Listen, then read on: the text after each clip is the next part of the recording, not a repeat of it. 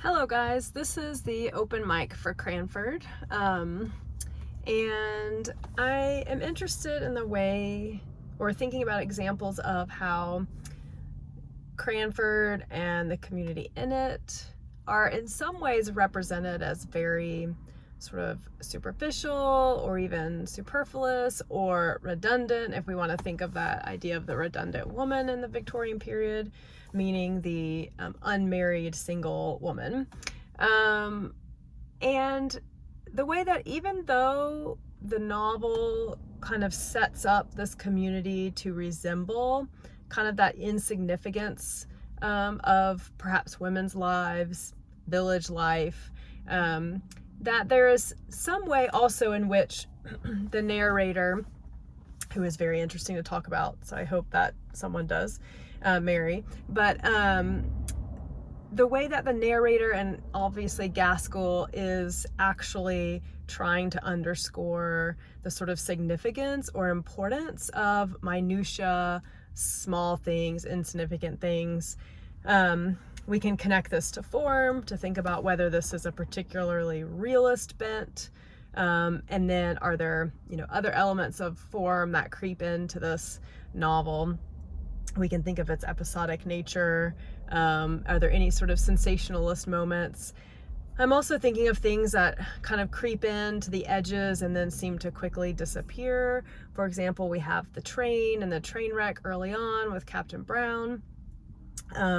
We have this sort of strange incursion of India and colonialism with Peter, and then just the idea of the intrusion of men in general. There are also other little interesting incidents, right? There's the sort of robberies that happen. So these sort of things that seem like they could potentially be big things and big, interesting, important things. But when they creep in, they get kind of pushed out again. And the narrative seems to focus instead on very insignificant things. And then, as I was rambling on about, that I think even though these things are insignificant, the novel is kind of positioning them to actually be quite significant. So as an example of this, I want to think about Miss Maddie and her kind of love of Mr. Holbrook. So I'm going to jump around just a little bit. I want to point out a couple of passages. This kind of develops over the course of the novel. So in chapter 3, called A Love Affair of Long Ago, this is when Mary first hears about Miss Maddie's kind of love of Mr. Thomas Holbrook. Miss Pole is the one telling her, and she says, let's see. She's telling her a little bit of information about Mr. Thomas Holbrook, kind of what he was like, what his position in life was. And Mary asks, "And how came Miss Matilda not to marry him?" asked I. "Oh, I don't know. She was willing enough, I think. But Cousin Thomas would not have been enough of a gentleman for the rector and Miss Jenkins." "Well, but they were not to marry him," said I impatiently. "No, but they did not like Miss Maddie to marry below her rank. She was a rector's daughter, and somehow they are related to Sir Peter Arley. Miss Jenkins thought a deal of that." "Poor Miss Maddie," said I.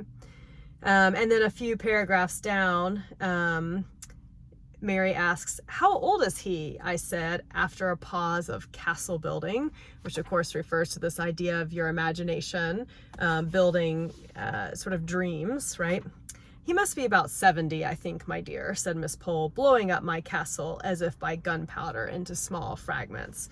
So I'm of course also interested in the idea here of sort of the imagination and reality colliding, and Mary's attempts to romanticize this relationship. So then they go to dinner at Mr. Holbrook's, right? He's re-entered the picture. There's all this sort of silent signaling between Mr. Holbrook and Maddie, and Mary is observing this. So I do think we have to remember we're getting all this information from her. She's already admitted to us that she's building sort of castles in the air and this romance between Maddie. So we have to take her observations perhaps with a grain of salt. But we hear Mary's continued commentary on their relationship. And this is how Mary interprets it. So she says, "But she," meaning Miss Mattie, never spoke of any former and more intimate acquaintance with Mr. Holbrook. She had probably met with so little sympathy in her early love that she had shut it up close in her heart. And it was only by a sort of watching, which I could hardly avoid since Miss Pole's confidence, that I saw how faithful her poor heart had been in its sorrow and its silence. So Mary has sort of construed the sort of deepness of Mattie's emotions, right, which no one else has really picked up on. So now I'm flipping to in sort of chapter 4 now, when we hear word, or Mattie hears word that Mr. Holbrook dies. So let's see. The next day, Miss Pole brought us word that Mr. Holbrook was dead. Miss Mattie heard the news in silence.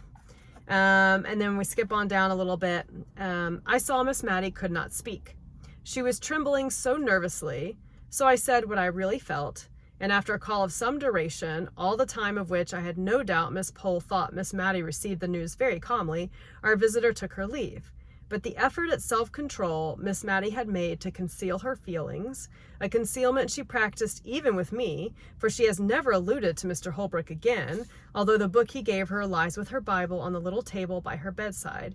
She did not think I heard her when she asked the little milliner of Cranford to make her caps something like the Honorable Mrs. Jamieson's, or that I noticed the reply, "But she wears widow's caps, ma'am." This effort at concealment was the beginning of the tremulous motion of head and hands, which I have seen ever since in Miss Mattie. So Mary is kind of here alerting us to these like deeply, deeply tragic and troubling and traumatic feelings that Miss Mattie is feeling. And then if we skip all the way to the end of the novel, the piece to Cranford, there's a really disturbing kind of comment and conversation that Peter makes. He's returned back, and he says, this is when Miss Mattie and Mary and Peter are having a conversation. And he says, "Do you know, little Mattie, I could have sworn you were on the high road to matrimony when I left England that last time. If anybody had told me you would have lived and died an old maid then, I should have laughed in their faces."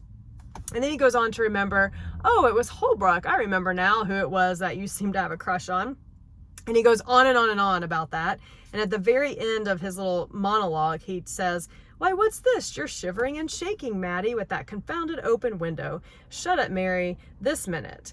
And it kind of goes on to describe how Mary realizes that Mattie's outward shivering and shaking are a product of her inward anxiety and stress about the way Peter's talking about Mr. Holbrook. And of course, what is so sad is the callous way that Peter's like, "How did you lose him, Mattie? You know, you seem like you really loved him," and not really considering at all the social factors that more than likely caused Mattie to not marry him. So I find that these emotions, that the suppression of Mattie's emotions, right, and that her relationship with Holbrook is sort of made light of by everyone else.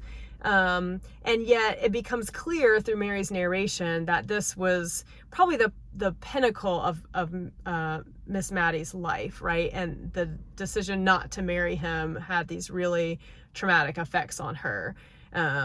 So anything else kind of like that you see in the novel, where it's something that sort of seems on the surface to not be important, or whether it materially seems insignificant, or whether it's an event that seems insignificant, or even a character that seems insignificant, but a way in which the novel, either through Mary the narrator or some other means, is sort of flagging that actually there is something really important here going on. So that kind of tension between what seems insignificant, but Gaskell seems to be using narrative strategies to instead flag it as rather meaningful and important, and what that might mean about our categories of significant and insignificant. This went really long. I'm so sorry, but it was fun to have sort of the whole novel to talk and think about, rather than having to split it in half. So I hope you guys have fun with it. It's our last one, and I will see you all after Thanksgiving.